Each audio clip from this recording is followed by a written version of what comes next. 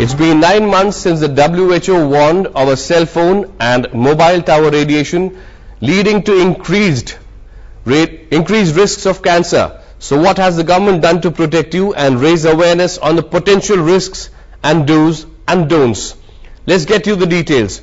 The World Health Organization's report on cell phone radiation published in June last year says radiation, mobile phones and towers pose a 40% increased risk of brain tumors. It terms cell phones as dangerous as lead and chloroform, saying 30 minutes of usage over 10 years could have dangerous effects. It also calls for more studies on the issue. The issue of radiation itself that we are exploring covers two major areas. The first, radiation from mobile phone towers that have cropped up all over cities over the last decade, posing a huge health risk. The second is radiation from cell phones that you and me are exposed to on a day-to-day basis out of regular usage, in which there is seemingly no getting away from. Phones are harmful for health, and this is no secret anymore, especially with the World Health Organization coming and saying that radiation from mobile phones are harmful for health. But what is India doing in this regard? An interministerial panel has been set up by the government to examine this matter, which has said that according to the specific guidelines, 1.66 watt per kg accordingly for a 6-minute period is the ideal radiation that has to be emitted from a cell phone. These instructions have to come here in every cell phone box. There has to be a manual which has to talk about the kind of radiation the cell phone is emitting and also about the harmful effects of radiation, the do's and don'ts. This has to come in a manual, but like I said, these are just guidelines and not legally binding provisions, for which an amendment has to be made in the Indian Telegraph Act of 1885. But what about the awareness levels? Are salesmen aware of the fact that mobile phones emit radiation which is harmful? आप ये बताइए कि आपको इस बारे में क्या जानकारी है रेडिएशन के बारे में कि किस तरह से ये सेहत के लिए खराब होता है, इस सेल फोन से जो रेडिएशन निकलता है उसके बारे में? मैम बेसिकली मैं बताता हूँ, रेडिएशन के बारे में हमने न्यूज में सुना था कि फोन के अंदर में जो रेज निकलती है बेसिकली हार्ट पे इफेक्ट करती हैं. अगर हम अपना फोन अगर पॉकेट में रखते हैं, फोन को बेसिकली अगर पिलो के नीचे हम रखते हैं तो मोस्टली क्या होता है कि हार्ट पे पड़ता है, ब्रेन पे भी. कोई कस्टमर आपसे इसके बारे में पूछता है? अभी तक रिसेंटली किसी कस्टमर में इतना अवेयर नहीं है, कोई कस्टमर नहीं जानता कि वाकई में रेज क्या होती है, वाकई में क्या इफेक्ट करती है हमारे बॉडी पे. कस्टमर आता है सीधा फोन लेने के लिए.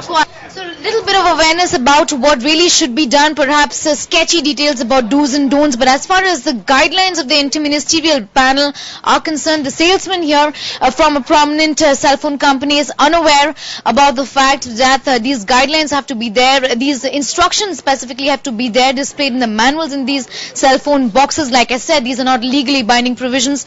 This perhaps explains why these instructions are not there in this box yet, but the fact remains that radiation emitted from cell phones are not good for health.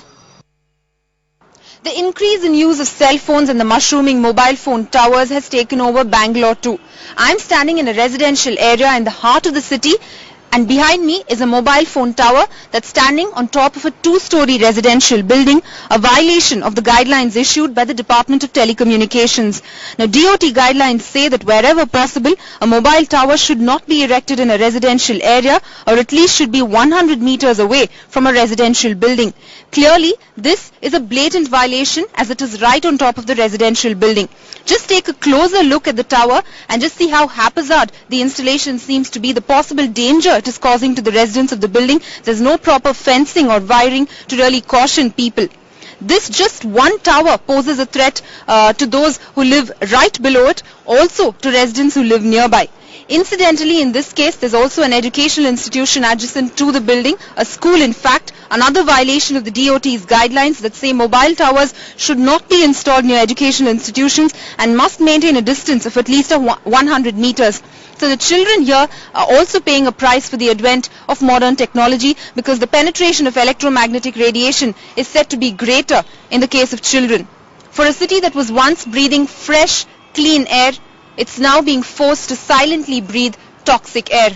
With video journalist Harish, Vaishnavi Vittal, NewsX, Bangalore. Joining us now is our correspondent Sneha Mordani from Safdarjung Hospital in Delhi, and Shrisha is joining us from Chennai right now. Let's go across to Sneha Mordani first. Sneha, this is a story that touches each and every citizen, not only of India, but every global citizen as well. We're all using lots of cell phones around us, and many of us for hours together in any day. In extreme layman terms, can you please explain to all of us what really can cause cancer and how can we avoid it?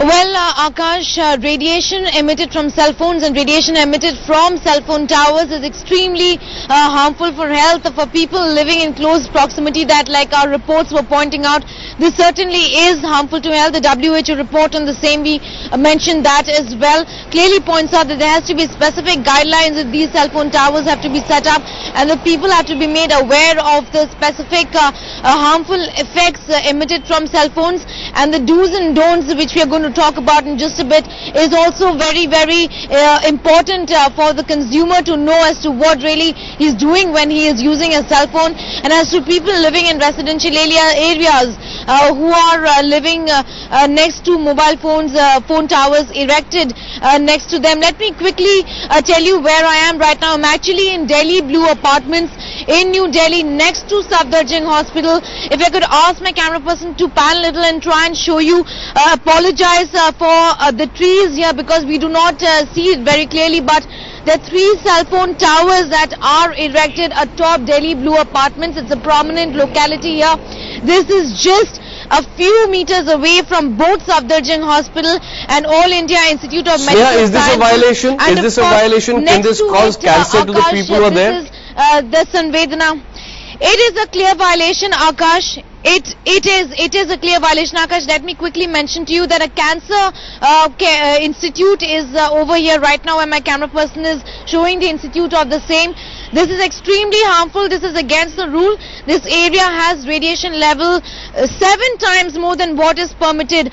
It is very, very dangerous, Akash. This is the most susceptible area in New Delhi. Right, just stay with us, Sneha. That's a serious warning indeed, and it comes from no less than WHO, the World Health Organization. It came 9 months ago, and as NewsX is showing you right now, all of us, most of us in fact, are living in the shadow of this kind of radiation which can cause cancer. We'll go to Shrisha in Chennai also, but let's first listen to some voices on whether people are really aware of this danger or not. From Ahmedabad first. I know that it affects different like lungs, and these radiations can cause cancer at times also. Not much, I guess, just like a bit key. It's very harmful for our health, and that's it. We should not be using cell phones with much radiation. I'm not aware of that. Everybody say that in the cell phone the radiation is coming out, but we are not aware of this. Yes, we come to know reading the newses and all, watching TVs, hearing on the news channels. Yes, I know it causes harm to our every body part. No, I really don't know about that, about the radiations. No, I don't know anything. The seller do not inform us about it. Not particularly about the cell phone, but yes, about the cell phone towers I know about it. You. Please, sit down. The Nikorawalas register their protest against mobile towers around their homes. Don't take me. You're a trespassor. Give me your ID card. On what basis? You have ID card? You go down. No. You can't go, please. Why? You go down. You didn't take any permit. It's become an everyday battle with the telecom company manager who guards them. Don't take, because you will feel trouble. I'm telling you personally. He's unmindful of the health threats they pose. Only the money of it matters. This is a conflict not required. It's a common area mentioned in the bylaws. We just came up to show you what are the health hazards, and see the defensive, argument that he was taking. It was a baseless argument. He's asking you for an I card, where himself he is not carrying an I card. Even in spite of saying that you are a guest, we are, showing you what these things are. What is the trespassing? Their plight also stems from the fact that a majority of flats are occupied by ADAG employees, and none of them dare raise a voice. Entire terraces are filled with the towers, safety measures thrown to the winds. Oppose it, and you face harassment unending. To prove their point, the Nikorawalas have even purchased radiation measurement equipment from their own pockets. If green depicts a safe area, red speaks of dangers unlimited. This is beeping. If you're hearing, it's beeping so that we are living in a radiation house and it is dangerous for all of us. Their battle to pull down the harmful structures is now into its third year. Forward movement is little. Only the health fallout grows worse and worse. With Vrishali Kadam in Mumbai, Bureau Report, NewsX. Now, actress Juhi Chawla actually led a campaign demanding removal of mobile phone towers from Malabar Hill area of Mumbai. And she was heard. 13 towers atop the Sahyadri guest house were removed. In contrast, middle-class family, the Nikorawalas, have been petitioning for removal of the Nepirol tower cluster, as you just saw in the package earlier, but they're still struggling on, with no action taken against their appeal.